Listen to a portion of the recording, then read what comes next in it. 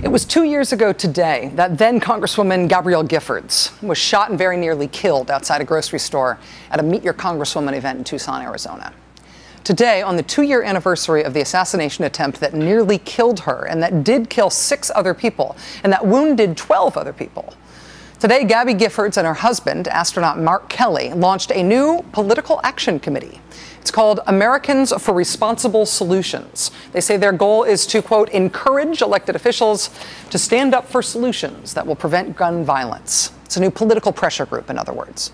Congresswoman Gabby Giffords and her husband launched this group today in a high-profile, well-done media blitz. They sat together for a very moving interview with Diane Sawyer. They published a joint op-ed in USA Today where they demanded change from Washington. But they also pointed to their own unique role in this fight, not just with the former Congresswoman as a victim of gun violence, but with her having been a member of Congress who was a staunch supporter of the Second Amendment. Gabby Giffords was a very pro-gun rights Democratic member of Congress. She and her husband are not commie, liberal pinkos coming to confiscate your guns. They are both gun owners themselves.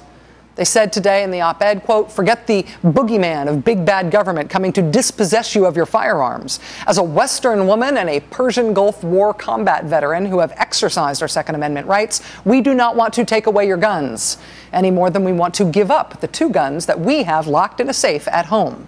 What we do want is what the majority of NRA members and other Americans want: responsible changes in our laws to require responsible gun ownership and reduce gun violence.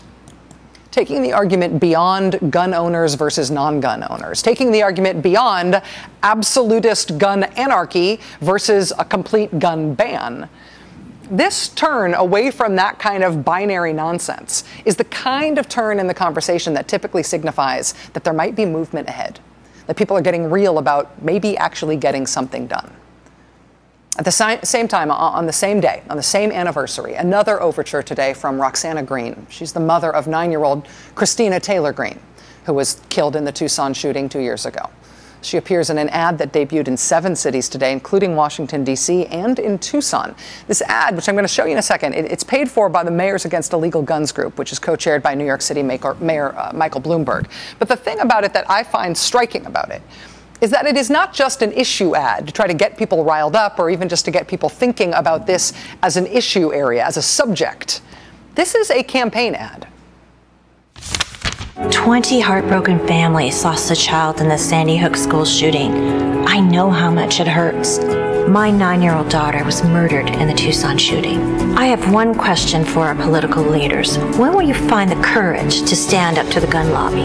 Whose child has to die next? To every mother, we cannot wait. We have to demand a plan. Go to demandaplan.org and add your name.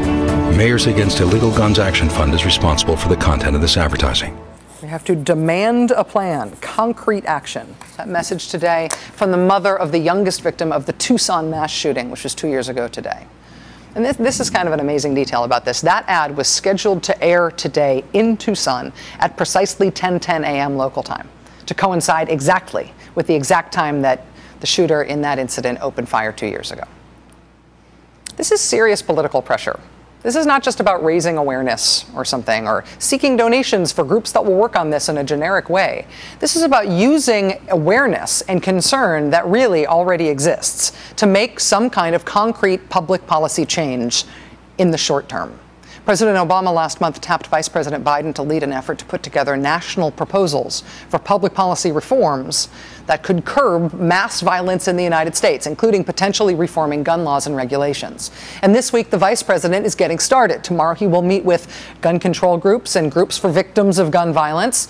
But then the next day, on Thursday, he's going to be meeting with gun owners groups, including the National Rifle Association. And that one detail about the NRA being invited to meet with the vice president and RSVPing that they would attend the meeting, that is sucking up all of the Beltway's attention on this effort so far. And it's not surprising, given that the NRA has already offered that their solution to the gun violence problem in this country is more guns in more places where we don't have them already. And that is not really where we expect the White House effort to be headed. But what is more interesting this time, what is more interesting about this effort, is how many other people besides the NRA are at the table with some political weight behind them. The kind of political capital that they have and are bringing to bear to compete with the gun lobby, whose political power has long been feared, but who this year, frankly, has devolved into a nationally reviled political punchline.